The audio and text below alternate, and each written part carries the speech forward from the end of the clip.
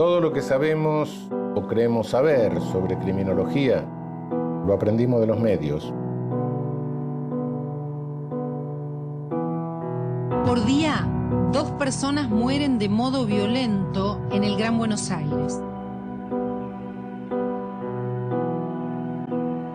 La criminología que hacen los medios no es ninguna ciencia y no necesita ser fiel a los hechos que ocurren en la realidad.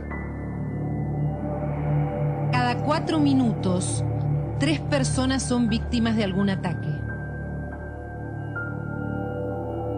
Y nada de lo que nos dice o nos enseña es ingenuo ni gratuito, porque lo único que persigue es construir una realidad que nos convenza de que la solución a nuestros problemas es darle rienda suelta a aquellos que tienen el poder de castigar. Las hipótesis son muchas, claro. La realidad es una sola. Sí. Christopher Jonathan apareció 97 horas después de desaparecido, sin vida, al costado del arroyo. Las fuentes judiciales, las fuentes policiales demuestran que están investigando muchísimas hipótesis. ¿Cómo construye la realidad la criminología mediática? ¿De qué herramientas, de qué medios se vale para incentivar la venganza y de esa manera para incentivar el propio descontrol del aparato punitivo?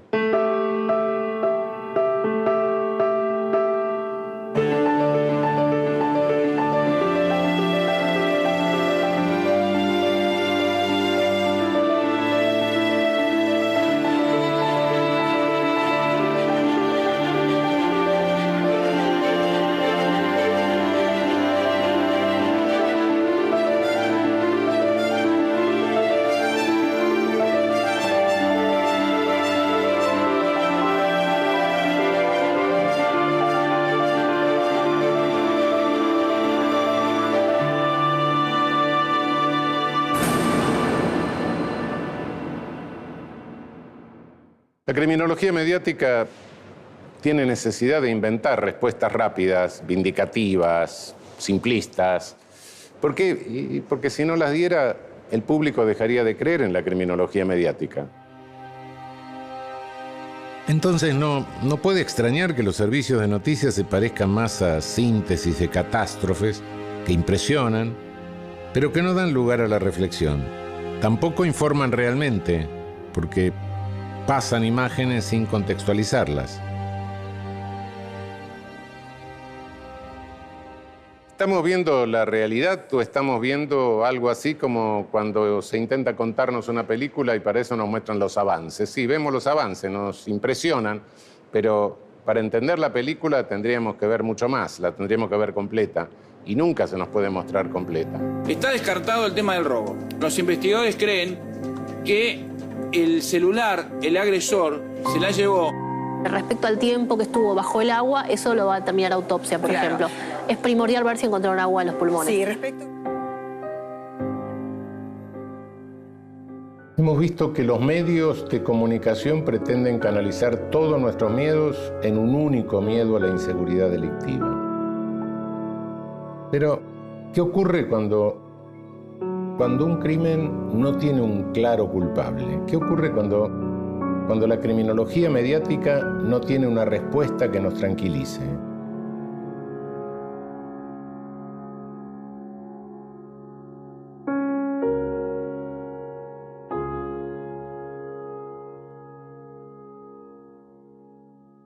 El sábado 14 de noviembre de 2009, la familia Pomar partió desde su casa en la localidad de José Mármol rumbo a Pergamino.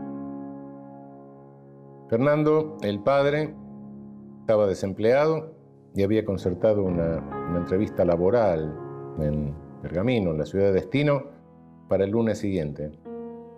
Su esposa Gabriela y sus hijas Candelaria y Pilar lo acompañaban. Usted vivió un drama terrible. Tremendo. Y en los primeros días, los medios empezaron a tejer una cantidad de hipótesis absurdas, entre las cuales entraba el abuso a la familia, el abuso familiar, el padre de familia constituido en un monstruo, el cártel de Sinaloa. faltaba la abducción por los marcianos. Sí, ¿de dónde salió eso? Perdóneme, ¿de dónde salió todas esas informaciones? Porque tengo entendido, a mí no me informaron que iban a allanar la casa de mi hija porque supuestamente él estaba en algo pesado, en algo que tenía un revólver en la casa, que iba a matar a la familia, no sé cuántas barbaridades. Yo eso, la verdad que no sé de dónde salió. Se dijeron muchas cosas, de que gentes que habían visto a la familia en un shopping, ellos estaban acá, estaban allá, que el perrito lo habían llevado a vender. O sea que fue una manera como de confundir y como dejar pasar el tiempo. Por algo pasó 24 días. Claro. Y en medio del drama que usted estaba viviendo, de eso se enteraba por los medios. Yo me enteraba por los medios, por eso yo tuve esperanzas de que apareciera. ¿Usted creyó también en la versión, en algún sentido, de la versión? Me hicieron como que uno, no sé si inconscientemente quiere creer que lo va a encontrar con vida. Yo esperaba todos los domingos que me golpearan, todos los días. Esperaba, el teléfono sonaba y corrías a atenderlo pensando que en cualquier momento mi hija y toda la familia iba a aparecer. El pensamiento mágico es una forma de pensar basada en la fe, la imaginación, los deseos, las emociones o las tradiciones, que genera opiniones carentes de fundamentación lógica robusta, estricta. Una creencia en que los propios pensamientos, palabras o actos causarán o evitarán un hecho concreto, de un modo que desafía las leyes de la causalidad comúnmente aceptadas. En mayor o en menor medida, todos usamos pensamiento mágico, aunque no creamos mucho en eso, pero todos tenemos cábalas cuando vamos a dar un examen y hasta los más fervientes partidarios, acólitos, por así decir, el pensamiento lógico de lo racional. Y bueno, cuando soplan las velitas el día del cumpleaños, se expresan los 3 deseos. El pensamiento mágico es consecuencia de una urgencia de respuestas, de soluciones. No obedece al desinterés por la causalidad, sino justamente a la urgencia por hallar una causa. Y a la criminología mediática le pasa lo mismo. Tiene necesidad de respuestas urgentes, pero no trabaja para conseguirlas, las inventa. Hay 3 grandes opciones. Una desaparición intencional, un accidente o bien la participación de una tercera persona. Bien. Ahí entraría un delito, un secuestro, etcétera, etcétera. Se habla de problemas entre ellos, se habla de problemas económicos, como también recién lo aclaraba Cecilia. La verdad solamente la saben ellos. Descartado la idea ya de un accidente. Esto está totalmente descartado. La consecución de un robo y una situación violenta, te diría que hasta ahí no más. También un accidente. Un accidente a 2 semanas es difícil. Tendría que haber aparecido la otra. Por eso es que queda la opción una desaparición intencional. Y ahí viene el móvil. ¿Cuál es el móvil? Claro. Paulo. ¿Un conflicto pasional? ¿Un tema económico? La foto de la familia Pomar como elemento de concentración y el péndulo radioestésico, yo he preguntado si la familia Pomar está con vida. Y parapsicológicamente obtengo la respuesta que yo vengo teniendo desde hace días, que los 4 están con vida. Quizá el péndulo radiestésico sea un método infalible en la solución de crímenes. Pero todavía no hubo forma de comprobarlo, no estamos seguros de eso. Y ante la gravedad que tienen algunos hechos y la emotividad que suscitan en nosotros como público, necesitamos que nos den una causa y al menos que nos demuestren que la están buscando y que aparecerá pronto. Ninguno de nosotros conoció a los Pomar. Sin embargo, durante el tiempo que duró la noticia, sus rostros se nos volvieron familiares. A través de los informativos supimos cómo eran sus vidas, a qué se dedicaban, conocimos su forma de ser.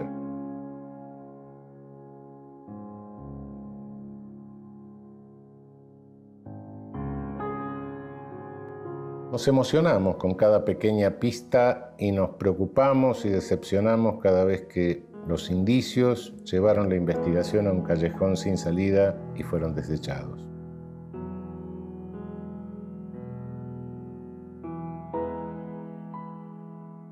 Tuve la mala noticia, lamentablemente, ni por la fiscal, la Pólice, ni por ninguno de lo que estaban de la DDI, informarme que lo habían encontrado los cuerpos. Yo me enteré por medios de la televisión. ¿Por medio de la televisión? Sí, ¿No sí. se le notificó? No me se notificó, la preparó? no me notificaron, ni me... ¿No se la preparó anímicamente? Nada. ¿No? Todo eso fue para que yo me mantuviera con fuerza y ya festejaba con los periodistas porque iban casi siempre lo mismo y que íbamos a festejar así, que íbamos a festejar. Y el final fue fatal. Fue fatal. ¿Todas esas hipótesis usted las escuchaba sí. de los medios masivos? Escuchaba por los medios masivos y escuchaba por la gente que iba a mi casa. Viste que le dijeron que tal cosa y viste que dijeron tal otra. Viví en 24 días de mentira.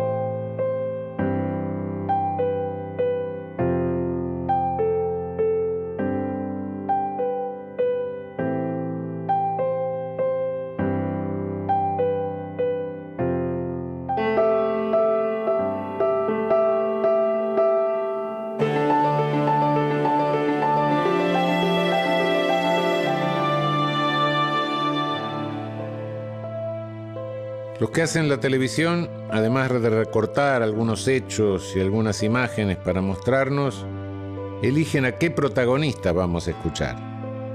Hay víctimas a las que no se les pregunta o se les pregunta poco porque no son víctimas funcionales.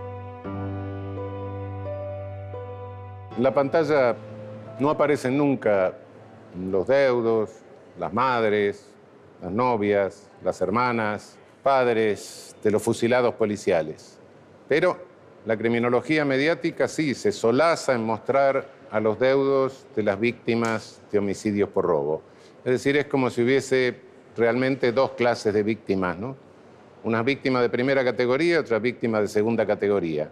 Se muestran los deudos de las víctimas de primera categoría solamente. ¡Al paredón! ¡Directamente al paredón y a matarlos a todos por hijos de puta! El impulso de venganza o la necesidad de ajustar cuentas es una reacción común. Si alguien nos raya el auto, sentimos ganas de reaccionar violentamente. Ante una situación que creemos injusta, es normal que perdamos la capacidad de juzgar con claridad, que nos sublevemos, que creamos que la situación se va a resolver si le causamos un daño al culpable de la injusticia. Si nos sentimos de esa manera ante injusticias tan triviales, es de suponer que ante situaciones verdaderamente graves, nuestro juicio basado en el dolor que nos ciega no tenga ningún valor. ¿Por qué entonces los medios se interesan por estos testimonios? Cuando vemos una película o leemos un libro, sentimos que lo que le ocurre al personaje nos está pasando a nosotros mismos.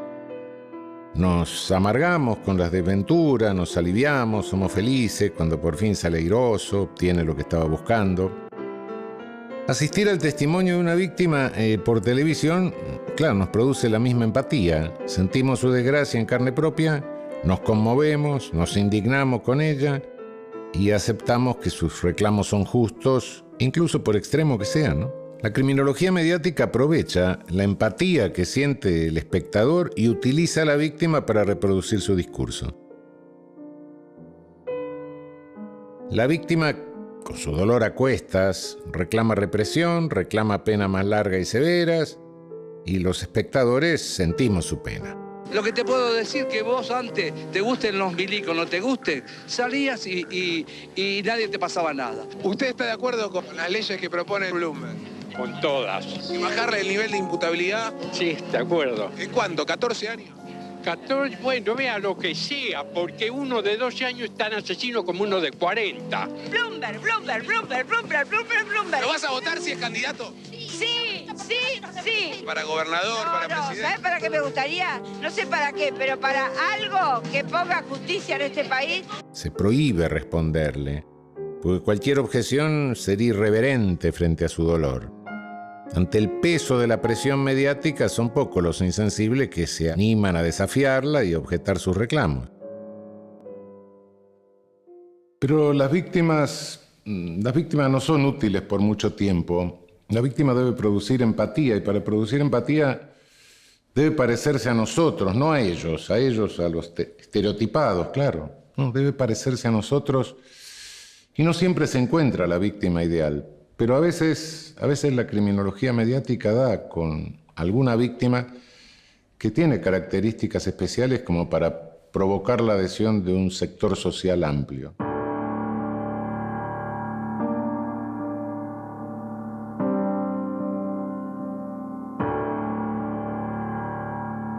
Toda persona que sufre una pérdida irreparable, una muerte violenta, tiene primero una sensación de desconcierto, de incredulidad. Después va generando, inconscientemente, es irracional, sin fundamento, una especie de culpa. Una culpa que empieza con hipótesis, se va para atrás, la causalidad, qué sé yo, si yo hubiera, si no hubiera, si hubiera dicho, si hubiera hecho. Es un absurdo, pero nos pasa a todos, es normal. Y en algún momento ese peso de culpa se hace muy fuerte y se extrovierte, hay que buscar un objeto.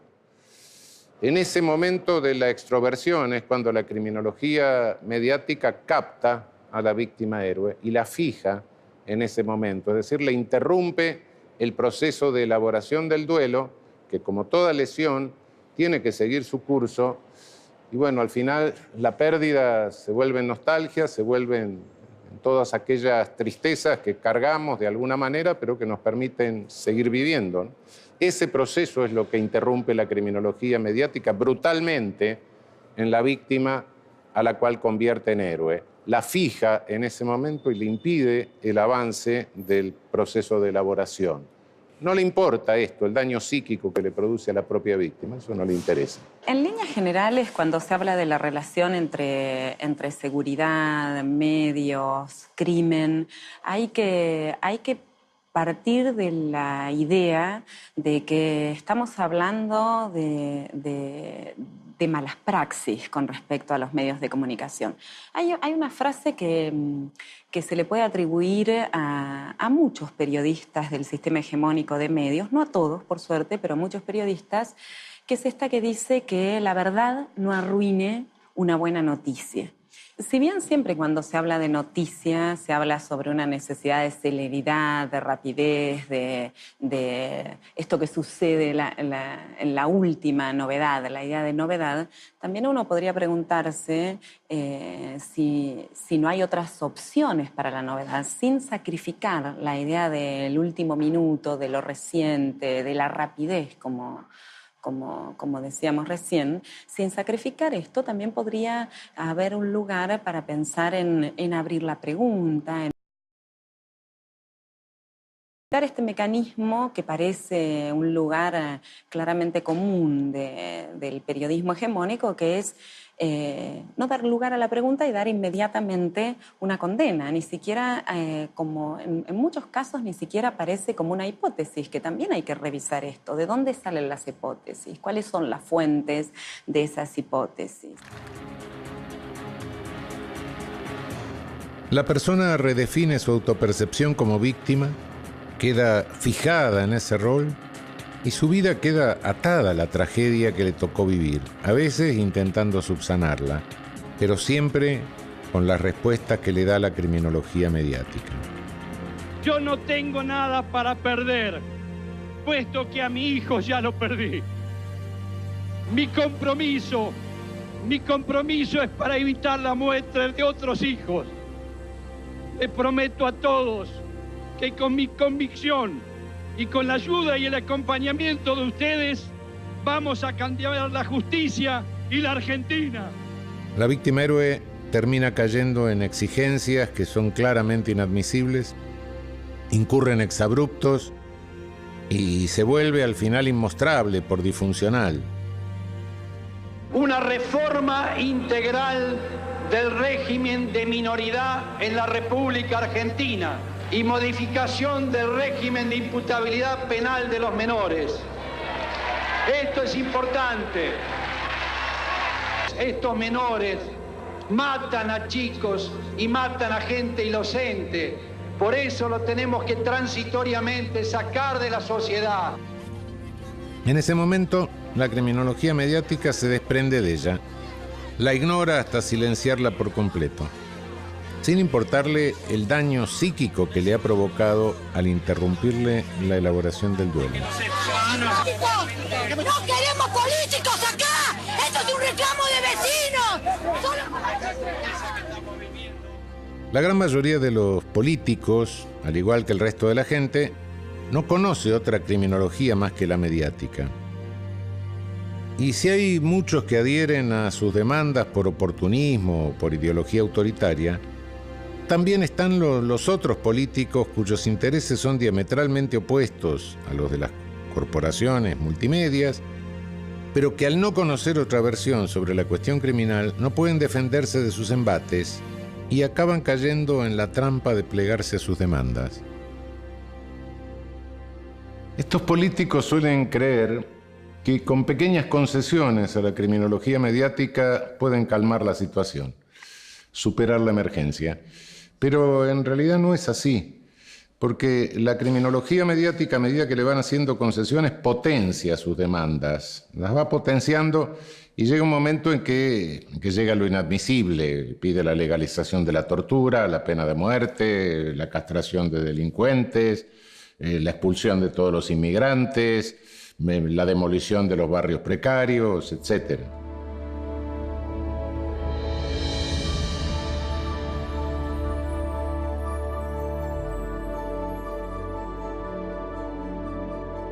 Todos tenemos una vida a lo largo de la cual nos cruzamos, a veces de paso, a veces cotidianamente, con una serie de lugares, de personas, de situaciones.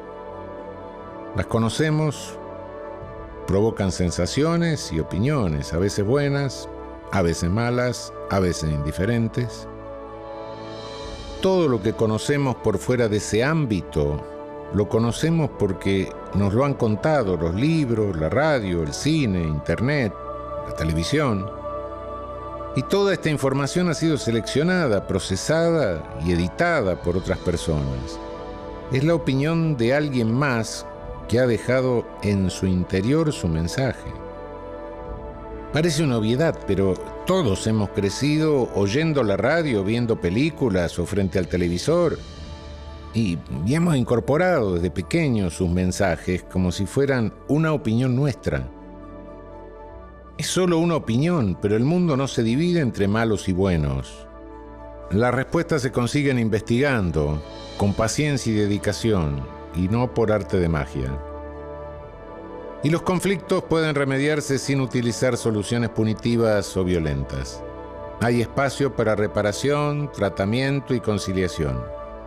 El modelo del castigo y de la fuerza no son el único modo de vivir en una sociedad.